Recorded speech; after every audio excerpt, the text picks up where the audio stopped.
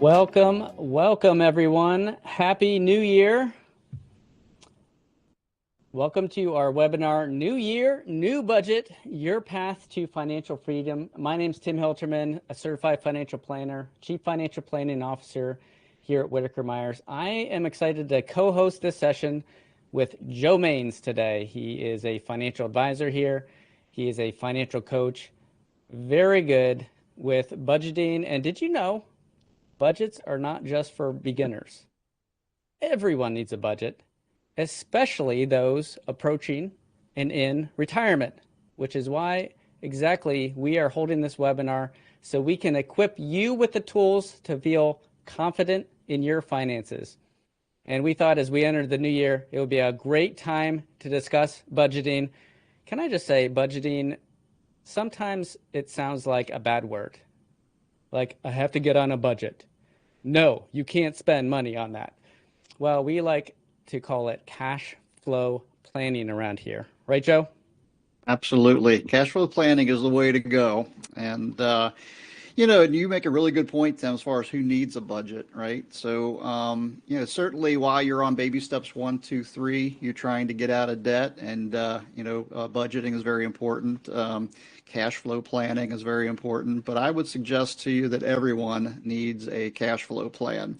And so whether you are on baby step 2 or you're on baby step 7, you should have a cash flow plan.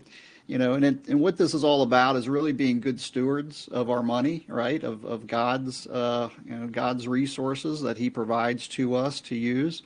And if you think about like Dave Ramsey, I know packs his lunch every day, and he still lives on a cash flow plan, and he's I'm guessing a multimillionaire. So something important is that we all plan out our money, and that we do that via a cash flow plan. Yeah, I have found, and I'm sure you have, Joe, and I'm sure you advise a lot of your clients that cash flow planning gives you peace of mind, it gives you confidence, and it gives you control. That's what we're going to talk about during our session today. Well, I want to get to know you, our attendees. We're going to throw up a quick poll, and if you would please so navigate to the poll and answer this poll. The question is, what baby step are you currently on? And if you don't know the Dave Ramsey vernacular about baby steps, let's review what those are real quick. Baby step 1 is that starter emergency fund. I am just starting the game, and I'm trying to get to $1,000 of my starter emergency fund. And then right after that, hopefully you can accomplish that very quickly. Right after that, I am going after my debt, and I'm going after it hard. This is what Dave Ramsey made very popular. What made him popular is the debt snowball, tackling your debt from smallest to largest, getting momentum in paying off debt and getting completely out of debt, everything but the house. So that's baby step 2. Baby step 3, circling back to your emergency fund and filling that out. We also recommend building a 3 to 6 month emergency fund. 3 to 6 months of your living expenses is stashed away in a safe and secure place that will always be there for you. That's baby step 3. A lot of our clients are in baby steps 4, 5, and 6. Dave suggests to tackle these simultaneously.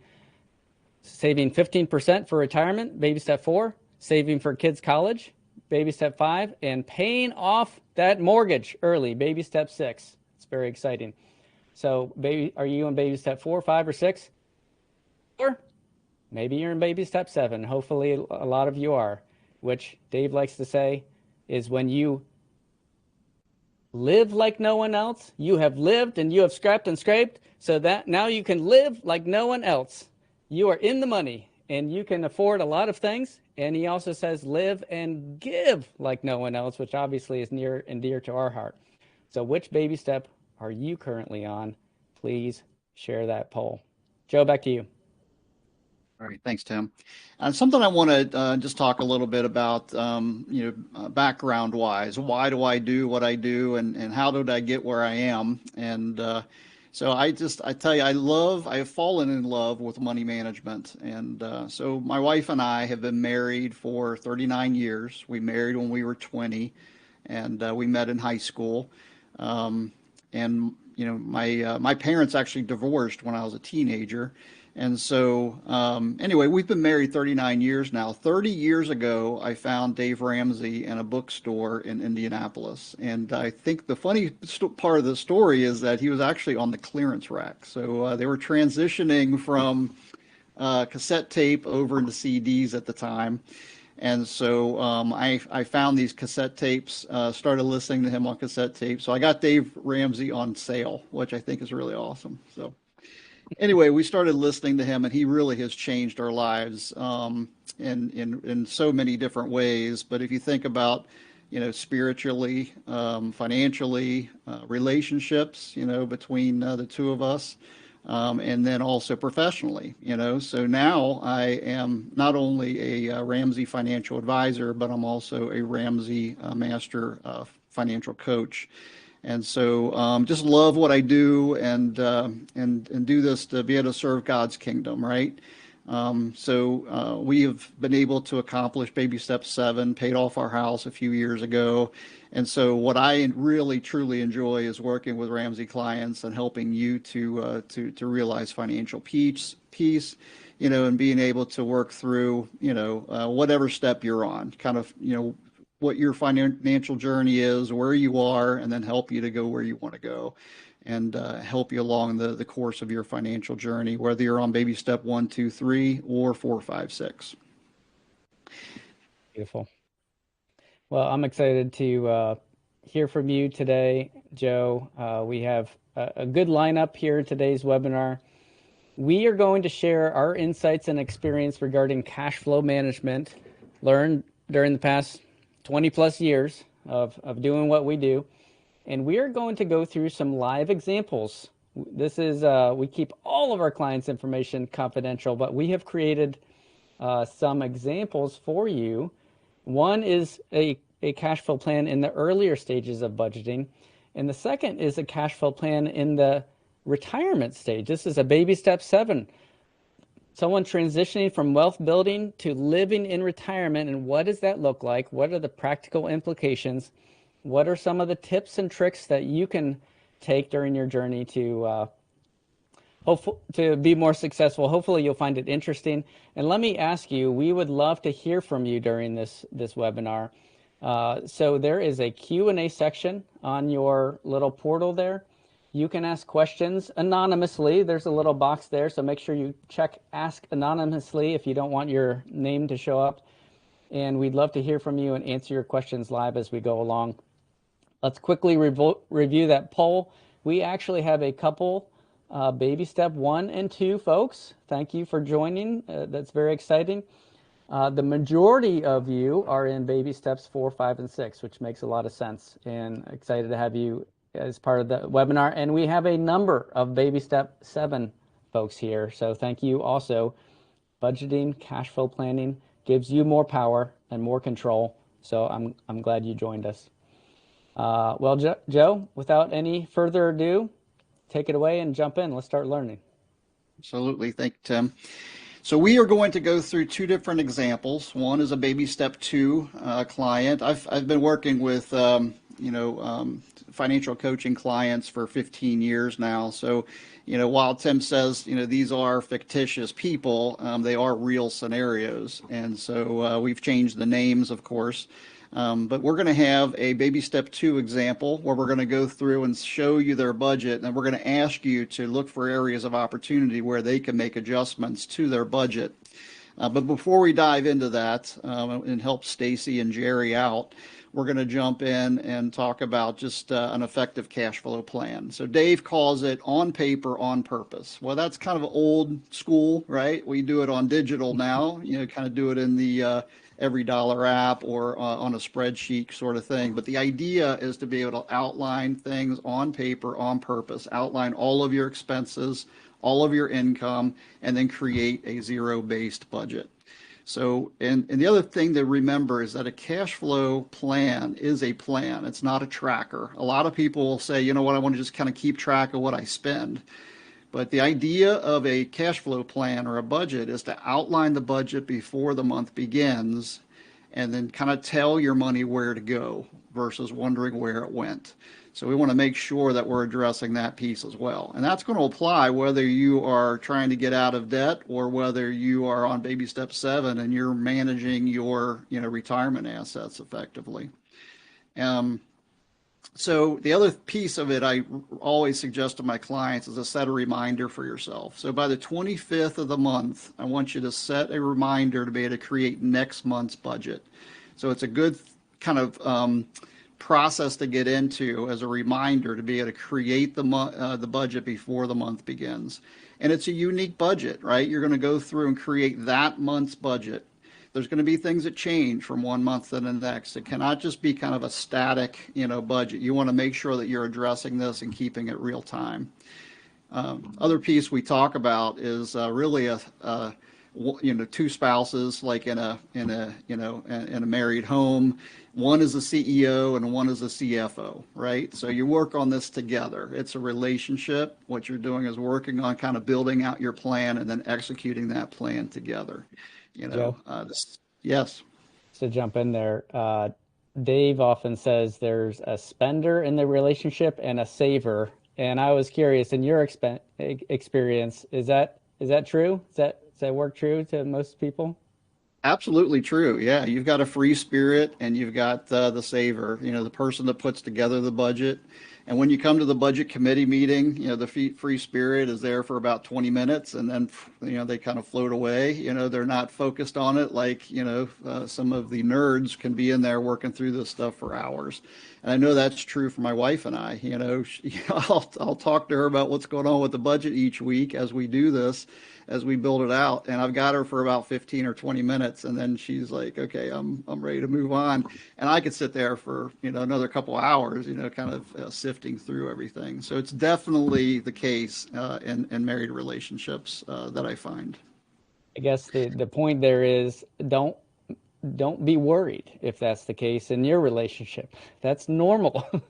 And it's possible to come together, right? I mean, this is all about a shared vision. It's about communication, and it's also about compromise a little bit. Would you say, Joe? Absolutely. It's Dave talks about, the nerd puts together the budget and then the free spirit needs to come in and change something about the budget. That's very, very true. My wife and I, there's tons of stories to share, but, we used to not do grocery shopping together, and she would go to the grocery store, come home, and I would give her a hard time for spending all this money. And I was like, we changed it and said, you know what, we're doing this together. So we go to the grocery store together, we shop together, we make decisions together. It helps the relationship and it helps me to understand kind of what things really cost in that kind of situation. Yeah, it can be a journey too. So that's the another point is don't get disappointed or discouraged if you have to come back and work through it. Uh, Dave, if you're listening to Dave long enough, you'll hear him quote, "Money fights and money problems is the number one cause of divorce in America." That can really put a strain on the relationship. And the fact is, it's it's possible to work through this. And getting together on a on a budget is going to give you a closer relationship if you persevere through that. The other key that we found, and it took us a little while to do this, it didn't not just come to us just naturally, but I found that if we manage money every week instead of every month, so what we're doing is there's 52 weeks in a year. So we plan out our budget and do things every week on a weekly basis on some of those recurring items like groceries, restaurant, gasoline, those kinds of things on a week to week basis. We do the same thing. So every Friday, we'll take our cash allocation out and we'll do it from Friday to Friday, Friday to Friday, Friday to Friday, 52 weeks a year. Instead of worrying about, this month has 4 weeks and, next month has 5 weeks. And how do I do all this? You completely get out of living paycheck to paycheck. You plan out the money and then you work on a week to week basis. It makes a world of difference. It was the key to success with regard to managing money. All right, let me jump in and address. We're going to talk about Stacy and Jerry. So let me share my screen and we're going to go through and talk about this a bit.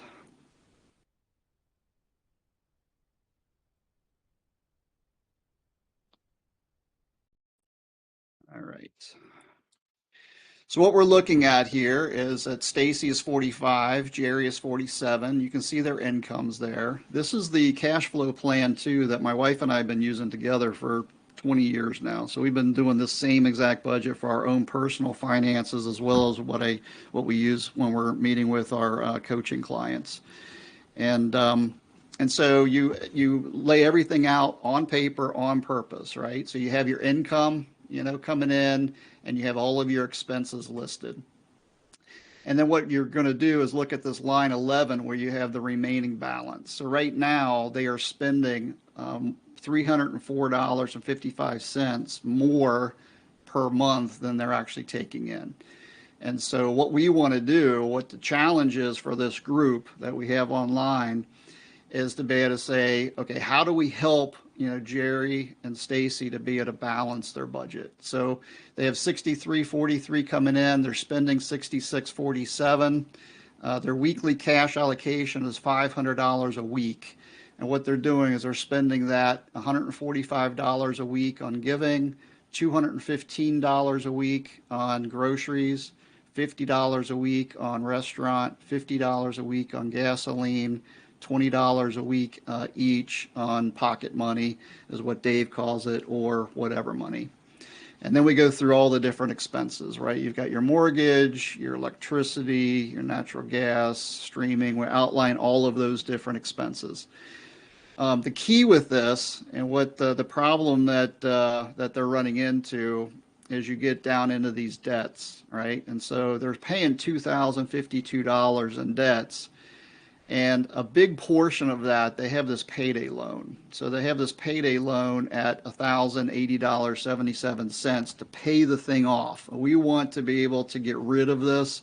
It's costing them 400% in interest, right? So we have to get rid of this thing, and we want to try to use this month's budget to be able to knock out that payday loan. So if we put that payday loan in there, at the full amount, the 1080, and we do just what Dave talks about is pay minimums on everything else, right? Pay minimums on all the little ones and then knock out the smallest. Typically would be the smallest to largest. You're going to knock out the little one. But in this case, we're going to get rid of the payday loan first, and then we're going to start knocking out, smallest to largest.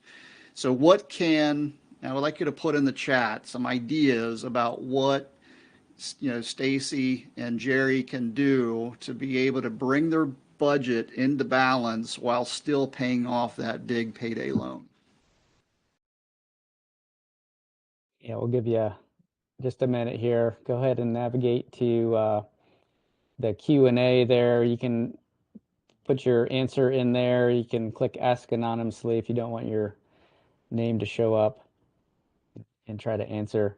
If I were listening to a call from Dave Ramsey on the Dave Ramsey show, I'd probably expect him to say, you need to amputate the Tahoe. You need to sell your car. It's probably why half the people don't want to call into that show because they'll end up having to sell their car.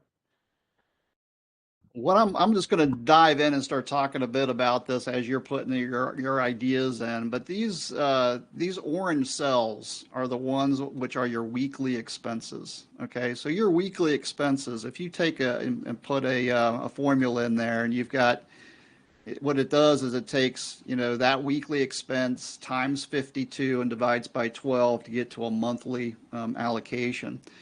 And so if you make some impacts on this, like, for the groceries, for instance, if you were to take and instead of spending 215 a week, if you can come up with a plan and outline what exactly you're going to spend money on when you go to the grocery store, and let's say you scale that to $200, then all of a sudden now you've dropped it, $15 for the month, right?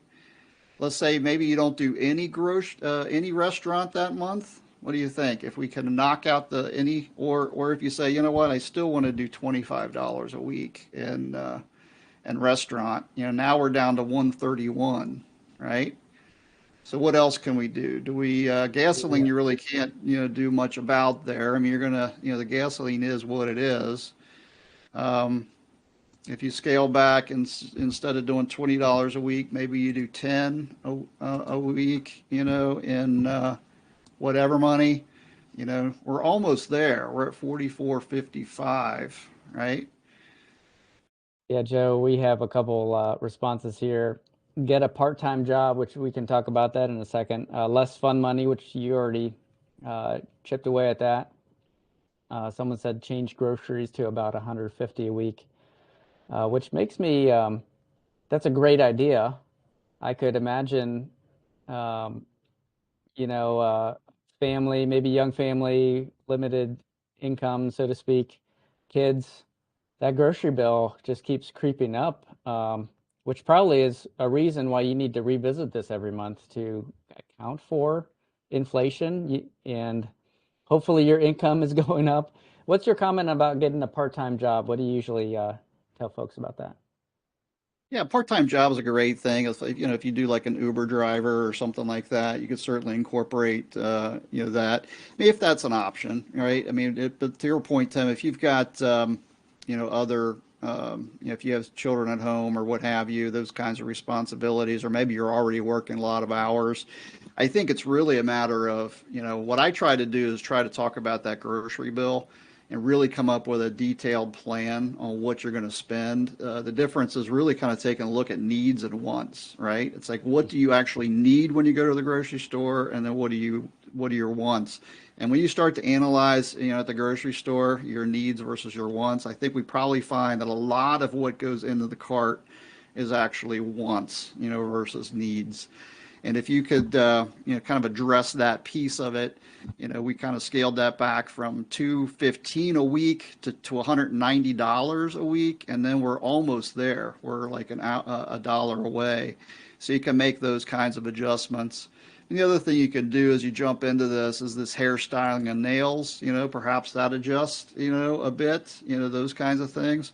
But what you want to do is you want to revisit your budget and look for areas of opportunity so you can get rid, and this for 1 month, right? We're talking about doing this for 1 month to bring down those expenses and knock out that big debt.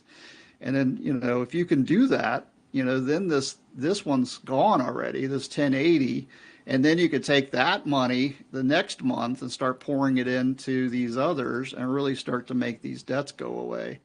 If you jump into the debts list, I mean, this is kind of where, what their debt picture, overall debt picture looks like. So they've got $61,000 in debt, and you just start knocking these things out, right?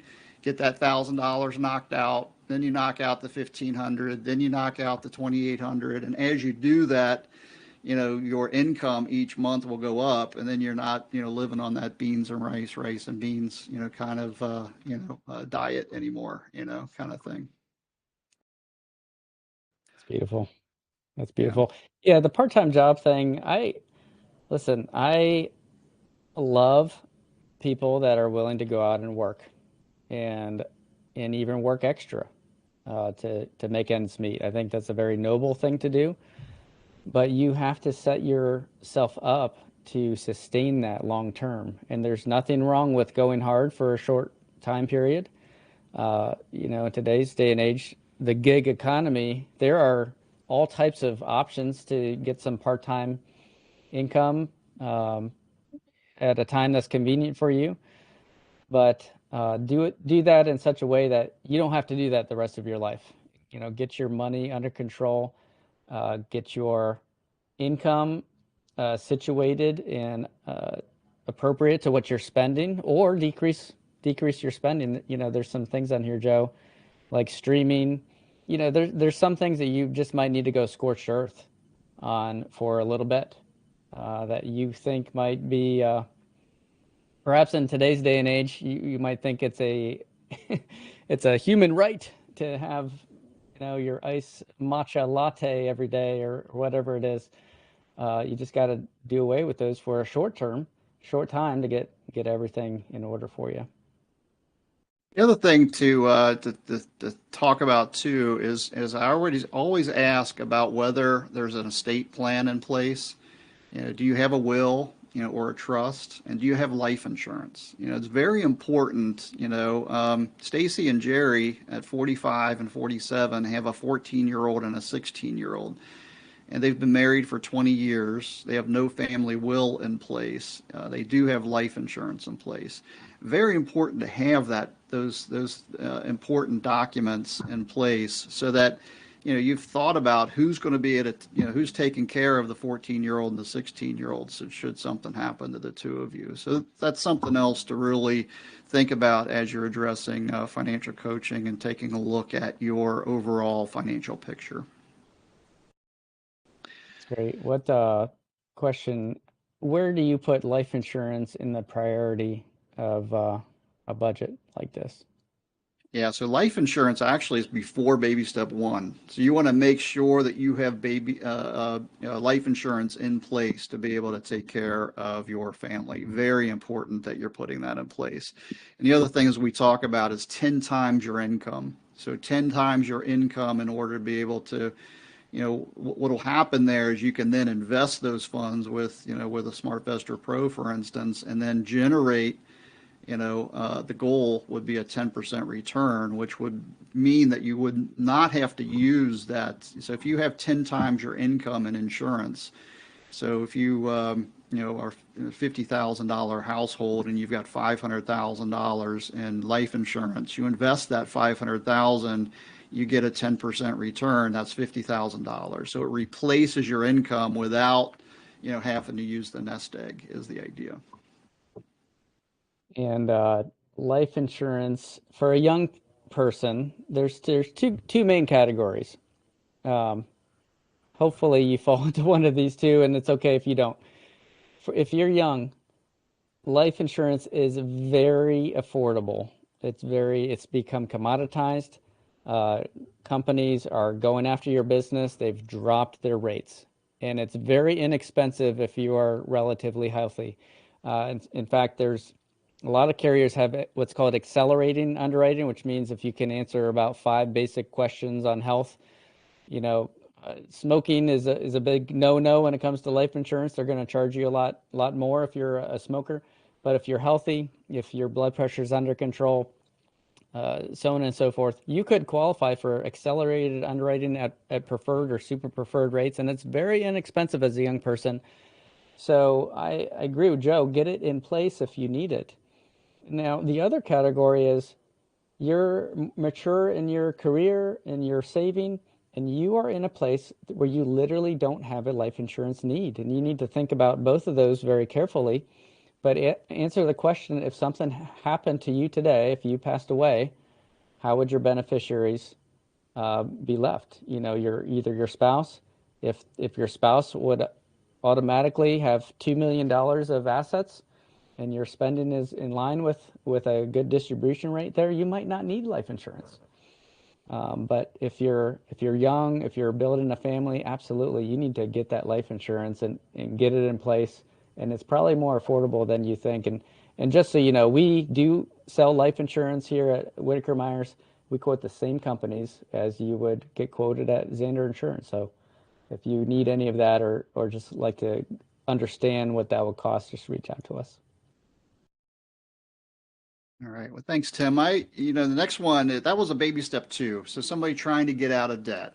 What I wanted to do now is switch over and do an example of a baby step seven or six, baby step six, I guess, somebody that's trying to move toward baby step seven. And so we're going to jump over into a retirement budget.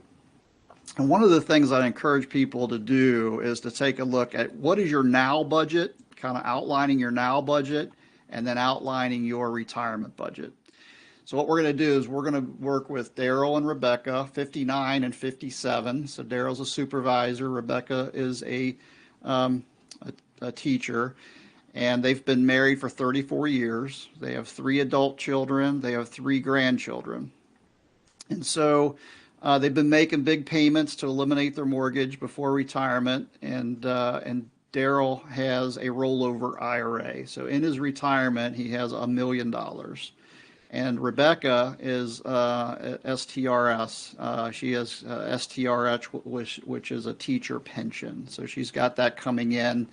Um, and so what I'm going to do is pose questions to Tim as our Chief Financial Planning Officer for Daryl and Rebecca. So we take a look at this, and what they're doing is they're living on this budget now, and what they're doing is trying to get this mortgage paid off before they retire. The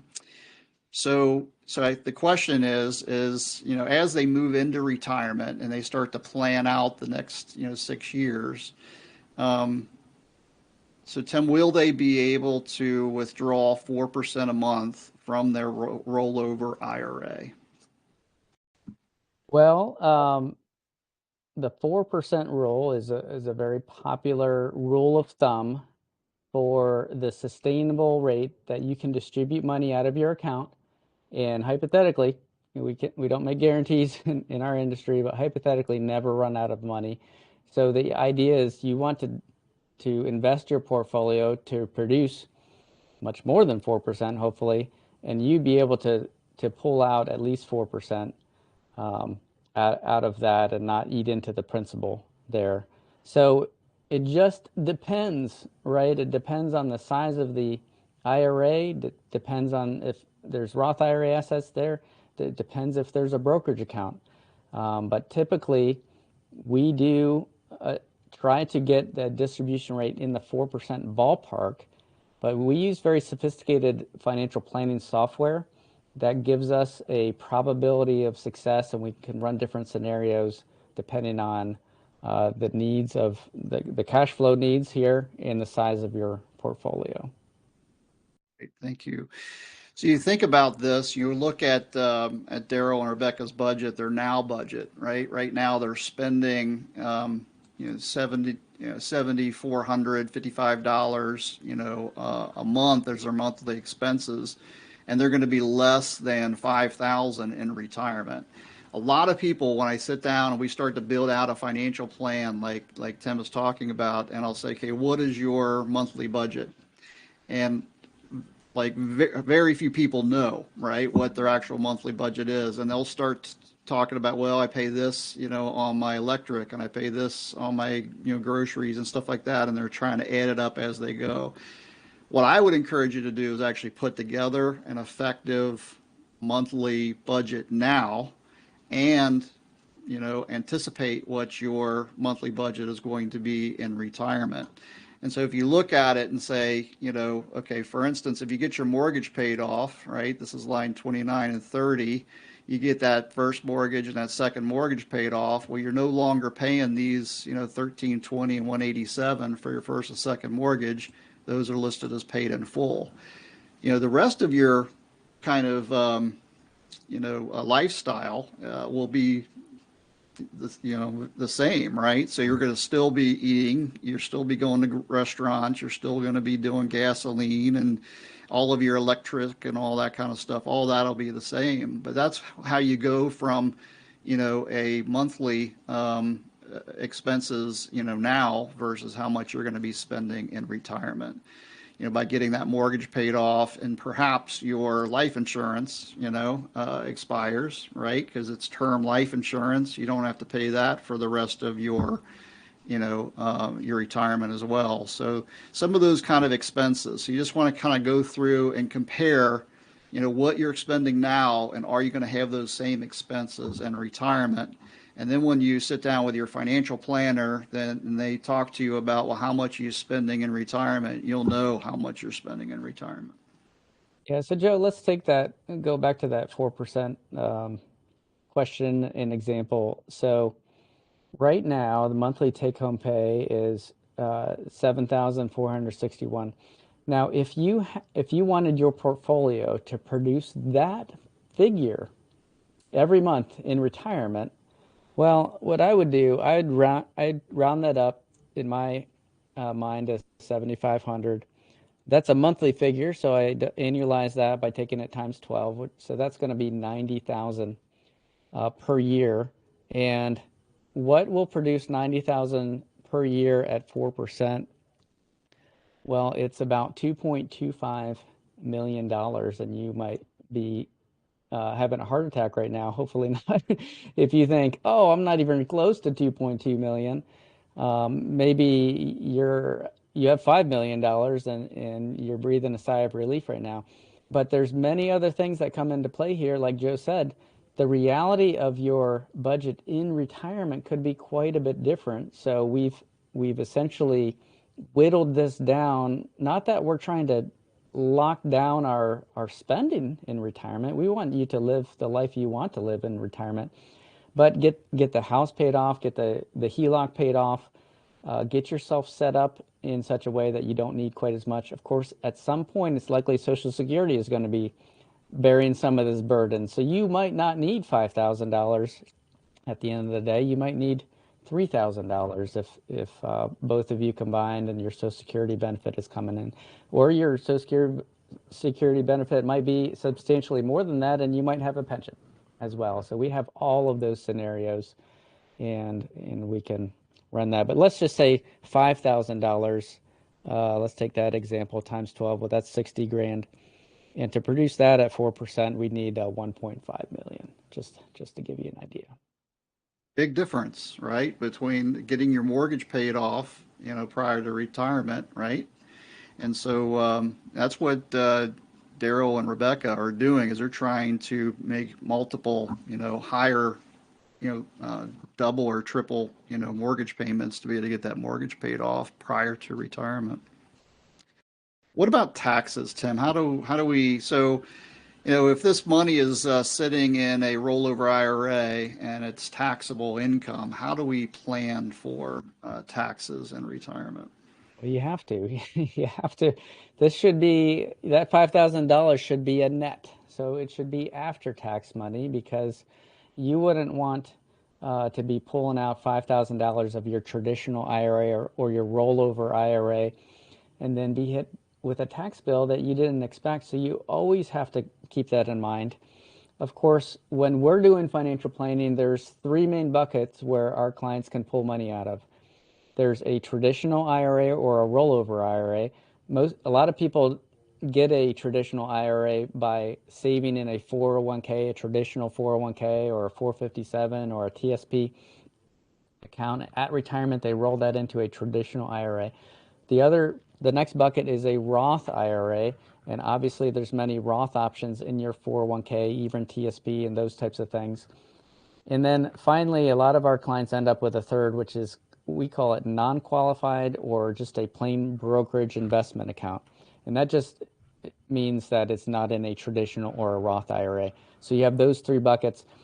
I'm finding a lot of clients that I'm talking to in retirement also squirreled a bunch of money away in CDs and their savings account, and good or bad, they're sitting on a lot of cash. So when it comes to providing this $5,000 a month from all of these different various assets, we make sure it's a tax efficient distribution strategy. And you always want to consider that. What's the easiest and best way to get money out of all of your accounts, paying the least amount of taxes? And I'm not saying no taxes because sometimes it pays to pull some out of your traditional IRA at low tax bracket rates. We want to utilize those low tax brackets as much as we can in and throughout all of retirement. And of course, it gets very complex there because there's lots of different options. Thankfully, the One Big Beautiful Bill Act that was signed into law provides some tax relief there for those 65 and over. There's some asterisks there, so watch my YouTube videos or reach out to us and we can help you with some of that information. That's awesome. Thank you, Tim. Thinking about Roth IRAs, when I retire, can I still contribute to a Roth IRA? Well, the Roth IRA, interestingly enough, for those 50 and over, the annual maximum that you can contribute to a Roth IRA is now $8,600 per year per person, or 100% of your earned income. So if if you have zero earned income, then you cannot contribute to a Roth IRA. But if you have a side gig, if you're volunteering at the polls, well, not volunteering, if you're working at the polls, if you're working just a part-time job just to stay busy, if you earn any income, then yes, you can contribute, but only up to what you've earned. And remember, you can, if you are earning money, your spouse can also contribute to a Roth IRA. So let's say you earn $20,000 in just a retirement gig this year. Well, you can max your Roth out. You can also max your spouse's Roth out, but only if you have earned income. Social Security is not earned income. IRA distributions is not earned income. You have to actually have to earn it. Thank you. Is it a good idea to do Roth conversions in retirement? It depends, Joe. It depends. Roth conversions are all the rage, and they're clickbait out on all the financial websites. Is it right for you? Maybe. You have to analyze your tax brackets. You have to see how much a Roth conversion will cost you. Because remember, a Roth conversion is taking money out of your traditional IRA and putting it into your Roth. Anything that comes out of your traditional IRA is going to be added to your income. You're going to get a 1099 from whatever custodian you have your money at, saying you pulled this out of your traditional IRA and you have to pony up for taxes on that, and it depends what tax bracket you're in. Now, the One Big Beautiful Bill Act has created some room to do some Roth conversions, but it depends. You want somebody qualified to run some analysis for you to see if that'd be a good idea. Awesome. Thank you so much. All right, let's get into some questions. See, so if you have any questions, I see there are some questions in the Q&A piece. If you have any other questions about either our baby step 2, example or our baby step 7 cash flow example, please put those into that Q&A piece. And so what do we have as far as the Now, I questions? got I got something to wet your whistle here. What about the things that you used to put money in as a sinking fund, say like a family vacation or Christmas? How do you budget? How do you help a retiree budget for those big ticket items that come along every once in a while? Yeah, so let me, there is a portion of this is called the savings tracker. And so what we do is really within the budget items, there's going to be, we're going to go through, we're going to save things in the budget area. So for instance, under monthly future expenses, like for vacations and car repairs and home repairs, that kind of thing.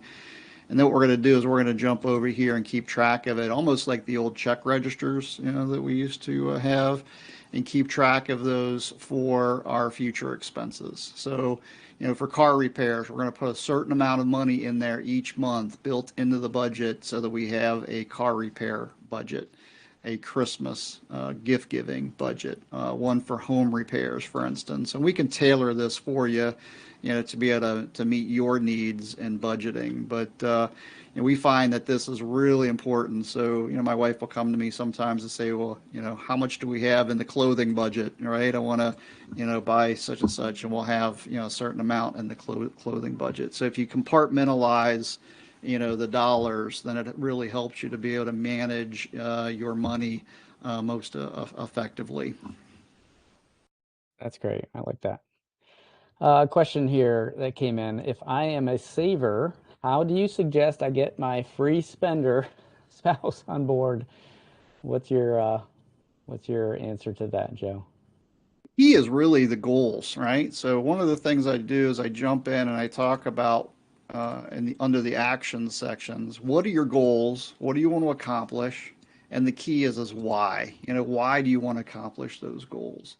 And so if you have a free spirit that's out there wanting to just spend a lot of money, well, what you want to do is kind of land on what are your family goals? What do you want to accomplish? And then why do you want to accomplish that? And you do that as a team, right? So it's relationship. It'll strengthen your marriage that way. So the nerd has to give up, some flexibility, and then your free spirit has to be able to kind of rein it in a little bit as well. And then you land on that as a team, as a partnership, as the CEO and the CFO of managing your household, and then you're working as a team to be able to accomplish your shared goals. I like what you said, which is what Dave suggests, that the saver, presents the budget and has to be ready to immediately let the spender make a change on there. Just showing that you're on board with compromising. You're ready to give up things that you want, to come together on that. And then it's a process, and feel like it's a muscle that is weak at the beginning, but can get stronger as you practice that. And the shared vision, like you said, the shared goals of what can we do if we get this together, what will be possible, and whether it's giving extraordinarily, buying a new house. I mean, you fill in the blank. Let that shared vision keep you both connected and on track with that. One of Question the here. Oh, go ahead, Joe. I was just going to say one of those stories that I have is when we were trying to get our house paid off. It just seemed like such a big animal, to try to big elephant to try to accomplish. And Dave talks about one bite at a time kind of thing. One of the things that we did was we had this living room furniture that was in really shambles. It was really, really bad shape. It was ugly to look at. It was not comfortable to sit on. It was just terrible. But one of the things that we said together is we said, we are not buying new living room furniture until we get our house paid off. And Mm, then what happened is we actually got the house paid off, and then we went and saved up and bought the living room furniture. And now every time we sit on it, it's a reminder of what we did together, to be able to accomplish that goal. And so it's a beautiful reminder, and goal setting and being able to accomplish a goal together is a beautiful thing, and it really strengthens your marriage. really cool. That's really cool. This comment says baby step 7 still has the same giving amount. So let's discuss kind of giving in baby step 7 and in retirement. I do know that's a common question. Hey, the Bible says if I'm a Christian, I'm trying to follow at least 10% of my income. Well, how do I transition that into retirement? So how would you answer some of those things? Yeah, and that's really going to be something that you and your spouse can what are you called to do? What do you feel as far as serving God's kingdom? What do you want to do as far as giving? I try to think about it as my pre-retirement budget and my retirement budget, and what I try to do is to say how much can I get paid off before I retire, like the mortgage, the second mortgage, and then try to keep everything else lifestyle wise the same, including my giving to the Lord. So, but you could certainly, technically, if you want to do the 10% tithe and kind of address it that way, you could certainly do that as well. Yeah, I think a rule of thumb is stick to that 10%. So in this situation, if you're pulling 60,000 out of your retirement accounts, try to work in, if it's possible, 10% of that goes towards giving. Hopefully, you will see, like a lot of my clients see, is that as they are faithful, and progress in retirement, the conversation changes, doesn't it, Joe? With a lot of our clients, conversation changes from, man, now that I've run my financial plan and I see the graph going, in a very good direction, and realizing if I stay invested over the next 20, 30, 40 years, I could be sitting on some significant assets. So the question goes not from how do I ratchet down and make sure I don't spend or don't run out of money. There's no question now that I'm not going to run out of money. So now the conversation changes. Well, what do I do? How can I be faithful with these assets? Not only maybe consider giving a lot more than I've been used to, um, but getting assets down to the next generation in the most tax efficient strategy. So that's where Roth conversions come in. That's where gifting down to your kids and grandkids while they're alive comes into play. But yeah, that's a personal conversation, a personal issue between you and your spouse and the Lord, and hopefully that becomes better and better. I'm hoping as your retirement goes along. Question: does a sinking fund count as savings since it will be spent later? That's a great question. What would you say to that, Joe? And it is. You want to have an emergency fund, right? The emergency fund is not to be invested. It's an emergency fund. So you'll have that emergency fund at 3 to 6 months, and then your sinking funds. We always think about it as they're to be spent, right? We're eventually going to spend this money on gift giving. We're going to eventually spend this money on a car repair or a car replacement. We're eventually going to spend it on a vacation. So it's money to be spent, but it's planned for so that you're not going out and saying, wow, I think I want to go on a vacation. And then you're, kind of figuring out, scrambling how to come up with the dollars. And what we do too is on vacations, we actually come up with a plan to say how much we're going to spend. And if we're going on a 10-day vacation, we're going to do a tenth of that budget, each day and kind of plan it out that way. That's awesome. That's awesome, Joe. Yeah, Abby and I, my wife and I, were just sitting down. We're going to take a road trip, and it's going to be a 10-day road trip, and we have 7 kids, Joe. We have 9 mouths to feed, breakfast, lunch, and dinner. So we're trying to figure out how in the world are we going to plan for this. So we budgeted out breakfast, lunch, dinner, where we're staying. We're probably going to do some Airbnbs because that'll be cheaper than 2 or 3 hotel rooms. The gas, I'm enough of a nerd that I got out Google Maps, figured out we're driving whatever 1,000 miles. I said, how many miles per gallon does my 12 passenger van get? It doesn't get very much, by the way. And what does gas cost these days? And then we have a gas budget for that. I got a little extreme on that, but we want to know. We want to know what we're looking at and how we can save for that. Uh, Joe, here's a question. Recommendations for budgeting for retirement with only one household income. That's a great question.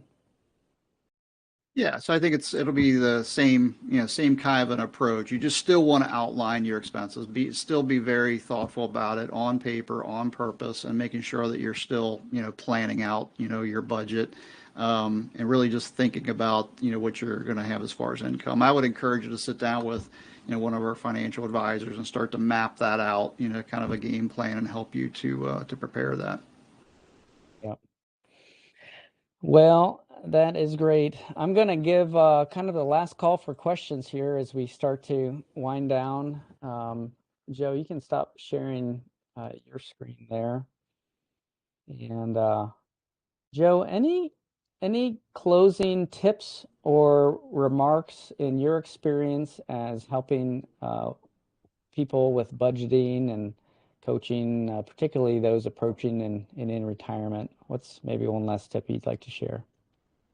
Just be thoughtful about it and remember that the cash flow plan is a plan. So it's you're putting it together before the event happens, right? Or before the month begins or before the retirement begins. And so what you're doing is planning that out. Some people will say, well, what about inflation? Well, your portfolio is going to go up in value as well as the fact that you're going to have inflated costs of electricity and utilities and those kinds of things. So the idea is to make sure that you're investing effectively to stay ahead of that inflation. And what you're going to end up doing is you'll update that budget, in retirement. You'll come up with a retirement budget every month, right, before the month begins. And so you'll continue to work through that. So I think it's a muscle, right? You want to develop the cash flow planning muscle now, and then you'll continue to use that as you get into to retirement. Yeah, that's great. Yeah, that's your point about that. It's important that your assets are engaged with the economy overall in a diversified portfolio that's suited to your risk tolerance, your specific risk tolerance, but that it's producing for you over time. And I think it's very easy to do appropriately to have your investments growing as much as inflation, if not more. That's some of the problems that we found with pensions that don't have a cost of living adjustment. Sometimes folks navigate towards things like fixed annuities or income riders on annuities, seeking some safety there, but they don't calculate that those income riders, that income isn't going up with inflation. So you have to consider that very, very quickly, or I mean carefully. And obviously, that's what we do around here. So if we can help you, if we can help you with budgeting, we have several financial coaches.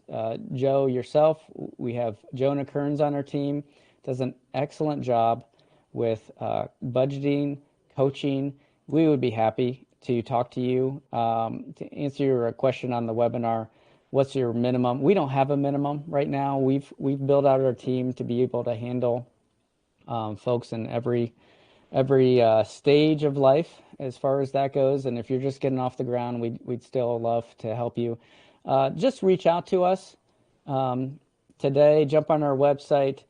Set a meeting with a financial advisor. We'd love to offer you a complimentary retirement readiness review with whatever you're going through, because each one of these is specifically suited to your situation. We can't. Dave is talking to millions of people and he gives the same advice to everybody, but you are not everybody, and your situation may be just a little bit different from somebody else. We can sit down and analyze your specific situation and help you out. Thank you so much for joining us today. Please, please, please jump on our YouTube channel, Whitaker Wealth Managers on YouTube. Subscribe to our channel. We're pumping out information there. There's a lot of previous information that you can consume. All of our last year's webinars are on there. This webinar will be on our YouTube channel. And then connect with us if there's anything that we can do for you. Well, that's all the time for today. Joe, thank you so much for joining us. Folks, thank you for watching. Stay warm. A massive winter storm just blew through America. If you were affected by that storm, I hope you're doing okay. Hope the electricity's on, and I hope you're warm.